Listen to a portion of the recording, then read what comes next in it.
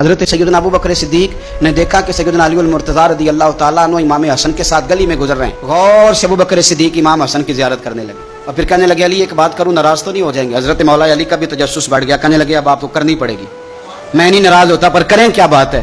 तो फरमाने लगे, अली हसन का चेहरा तेरे साथ तो बिल्कुल भी नहीं मिलता।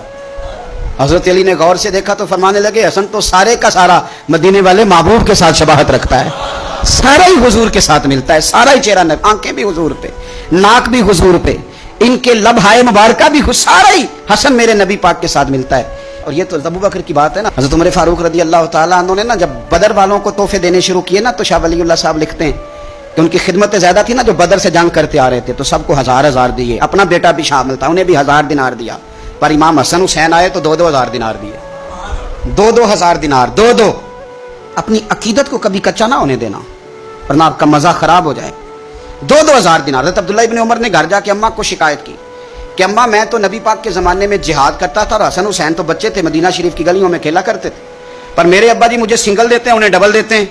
अम्मा कहने लगी, पुत्र अगर तेरे अब्बा का मूड ठीक हुआ तो बात करूंगी, वरना मुझसे ना उम्मीद रखना कि उमर से बात करूं। शाम को सैयदना फारूक आजम रज़ी अल्लाह तआला अन्हु तशरीफ लाए तो आपकी अहलिया ने ना मूड अच्छा देखा तो जनाबे उमर फारूक रज़ी अल्लाह तआला अन्हु की खिदमत में कहने लगे, छोटी सी बात करनी थी। बच्चों को प्यार होता है, वो मोहब्बत के साथ कुछ बातें कर देते हैं। आपका शहजादा कहता है कि आप हसन हुसैन को डबल देते हैं और मुझे सिंगल देते हैं। जनाब फारूक आजम उसी वक्त फरमाने लगे, बुलाओ अब्दुल्ला को, बुलाओ।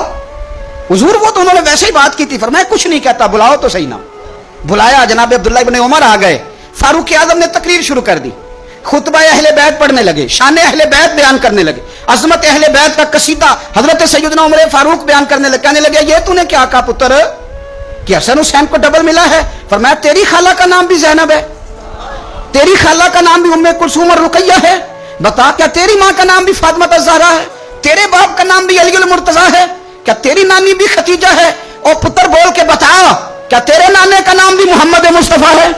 बोल के बता ना। तो किसी पंजाबी के शायर ने इमाम हसन हुसैन की बात की थी, उसने कहा था, बाप जिन्हां दा कुल ईमान बन के लड़दा रहा सी हर मैदान अंदर।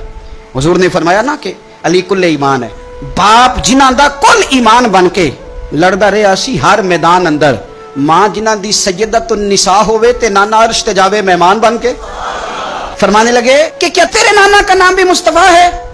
फरमाने लगे, पुत्र सुन, उनके साथ कभी मुकाबला ना करना, तुम्हें मैंने खिदमत देख के दिया है और उन्हें मैंने निस्बत देख के दिया है, उन्हें निस्बत देख। ये बात ना चलते चलते मौला अली तक पहुंच गई। हजरत अली बड़े राजी हुए कि उमर ने ये बात की, बड़े राजी हुए। कहने लगे, ऐसे तो नहीं ना मेरे नबी ने फरमाया था कि उमर जन्नतियों का चिराग है, उमर जन्नतियों का चिराग, ऐसे तो नहीं कहा था। अब ये बात हजरत उमर तक पहुंच गई तो हजरत उमर मौला अली से मिलने आगे। कहने लगे, आपने कहा है कि मैं जन्नतियों का चिराग हूं?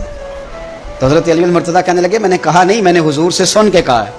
तो हजरत उमर फारूक कहने लगे, फिर जरा ना अपनी गारंटी के साथ मुझे ये लिख के दे दें, यानी अपनी गारंटी के साथ, आप गारंटी के साथ लिख के दे दें।